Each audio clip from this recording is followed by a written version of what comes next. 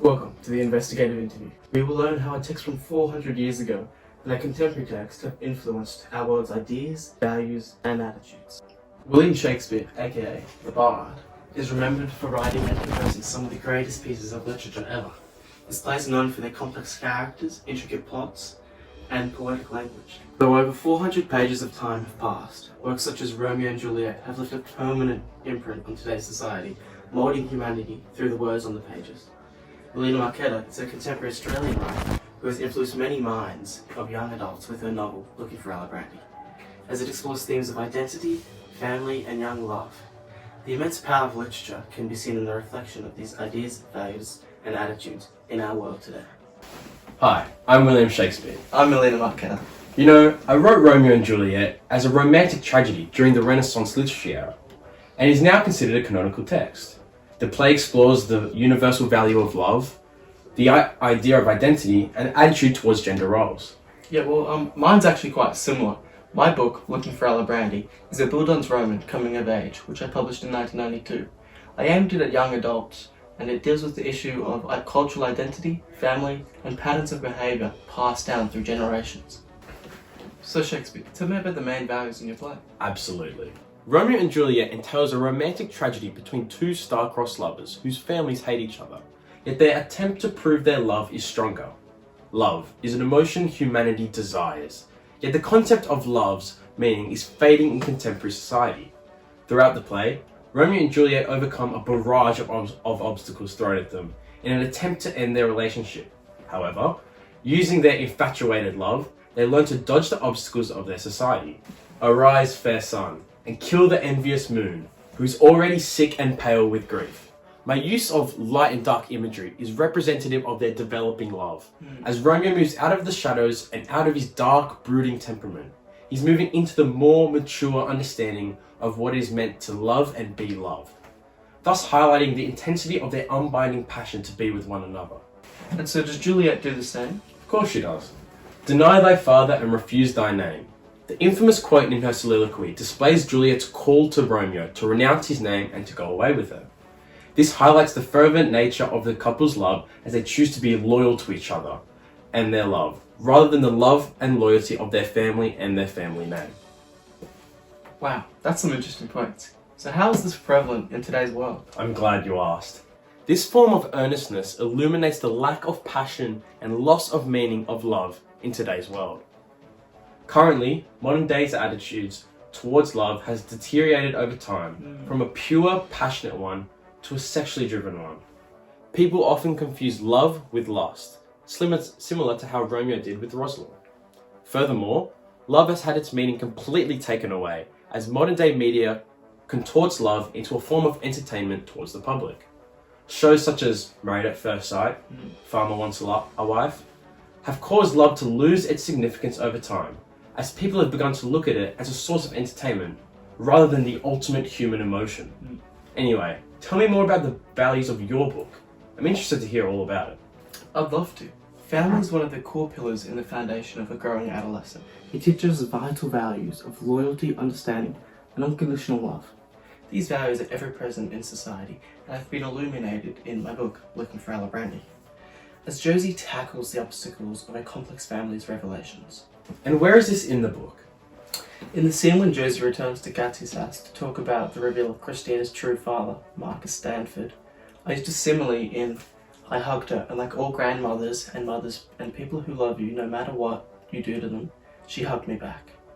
This illustrates how the unconditional love between family provides us with an unforgiving loyalty to loved ones as a grown understanding of their stories, context, and ideology. Josie forgives Katya for dominating our lives hypocritically, as she comes to an understanding of the abuse she received from Francesco and the abuse she would receive from the Italian community, leading her to accept Katya's decision and forgive her. Wow, you have impressed me, but now connected to the real world. Well, won't be disappointed. In the ever-changing world we live in, families consistently been a core pillar in the development of a child growing into an adult.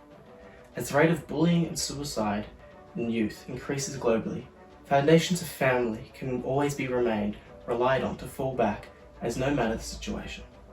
Values of unconditional love, loyalty, and understanding will be expressed as the strength of family will always prevail against depression. You're right, I wasn't disappointed. I told you. But I want to hear about your ideas you explored in Romeo and Juliet, and let's see how you managed to connect them to today's world. Well, societal ideas surrounding someone's identity is a widespread idea in today's society, especially with the progressive recognition of the LGBTQ groups. Romeo and Juliet similarly entails struggles surrounding each other's identity throughout the play. As there was a strong and violent feud between the Montagues and the Capulets, Romeo and Juliet were forced to continue their relationship in secrecy as a result of each other's identity. But what is identity, and where is it in Romeo and Juliet?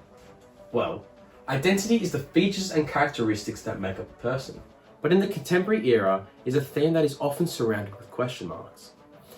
It is a prevalent theme in Romeo and Juliet, as the recurring motif of "what's in a name" continues to appear as the logical Juliet questions the importance and value of Romeo's name, as he is a Montague.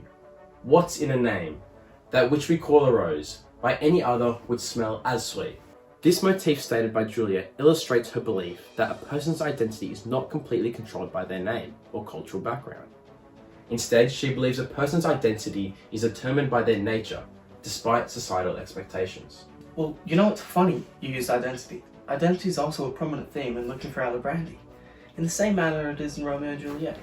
It concerns what we name ourselves in comparison to what we represent. It's not about what someone looks like, conforming us to someone's ideals. It's about our individual freedom to create our own identities as we choose. And where's this scene in your novel? In Looking for Alibrandi, as Josie's relationship with her father, Michael Andretti, develops from a hated stranger to a loving father figure, Josie decides to take his name so she can represent herself as his daughter, as it should have originally been. This is seen in I figured out that it doesn't matter whether I'm Josephine Andretti, who was never an Alibrandi, it matters who I feel like I am, and I feel like Michael and Christina's daughter.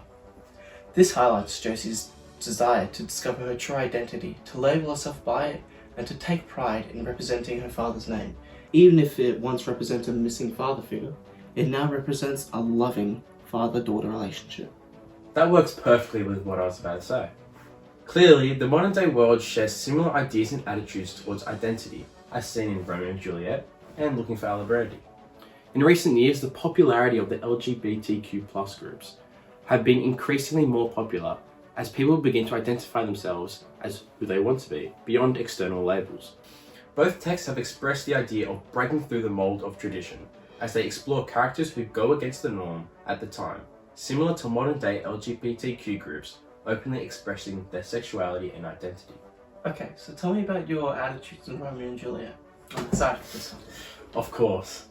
Romeo and Juliet explores gender roles in society, a topic which remains prevalent in contemporary era. Romeo's unwavering love characterizes him as irrational and driven by emotions, rather than reason, solidifying him as the Petrarchan lover. This is seen in Soft. What light through yonder window breaks? It is the east, and Juliet is the sun. Here I use the metaphor of Juliet being the sun to express Romeo's intensity of infatuated love for Juliet, and further displays him as the Petrarchan lover, as he's overcome with his emotions of love. This gender role is contrasted by Juliet, who is expressed as logical, reflecting the culture in which the text was written in. Seen in where? Dost thou love me? I know thou wouldst say aye, and I will take thy word. Yet if thou swearest, thou mayst prove false. At lovers' perjuries, they say Jove laughs.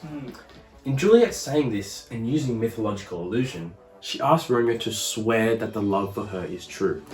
She asks him to think more logically in order for him to express himself truthfully, highlighting the difference in the couple's thinking. Yeah, to me, that makes sense. I remember reading that. Well, you'd be right in saying that. The gender roles of the lovers confirm contemporary cultural ideologies that men are to be rash and illogical, whilst women are to be logical and patient. This is further suggested by the University of Miami, actually, which completed a study on how men and women act whilst in love. The study suggested that men are to act more ludic, whereas women tend to act more pragmatic, which backs up what I wrote in Romeo and Juliet. Well, though our texts were written hundreds of years apart, we both share the exploration of attitudes of gender roles. In my novel, Looking for Alibrandi, I illuminate society's attitude toward gender roles and expectations through Josie as she grapples her first relationships with men. The expectation of women to conform to men's desires can be contrasted in today's society, as equality between men and women has become a stressed topic in which we are more aware now of the inequality that there was in the past. The Madonna-Hole dichotomy is a Freudian theory that can be applied to the views and attitudes of Jacob and John of Josie. But where can this be seen? In the scene when Josie is at Jacob's house and they are discussing sex, Jacob can be seen having the whore perspective, seen in their truncated sentences in, "But you're almost 18, you're old enough, everyone else is doing it." This highlights Jacob's perspective of Josie, seeing her for a sexual visual appeal, as he reasons with her to have sex. And how is it a norm to have done it by 18 and to do it just because everyone else is? This is where Josie subverts from the normal expectations of men and sex, and chooses her own path and identity. Contrastingly, John Barton represents the Madonna perspective, as he views Josie in a different manner, not for her visual appeal, but for her intelligence and ability to listen and understand personal conversations. As simile portrays this in, John had a way of looking at you that made you feel like you were special. He listened like he actually cared about what you were saying. Thank you for watching, ladies and gentlemen. This concludes this evening's episode of the Investigative Interview, Writers on Writers Edition. Tonight's episode gave us an insight into William Shakespeare's Romeo and Juliet, and how it explored the universal value of love, the idea of identity, and the attitudes towards gender roles. We looked at Melina Marchetta's Bill John's Roman, Looking for Ella. Marchetta's book explored the idea of identity in correlation to names, family values of loyalty, understanding, and unconditional love, and the male attitudes towards women in gender roles. All of these aspects across both texts have illuminated and conveyed ideas of values and attitudes in our world. Thank you for watching, and have a good night.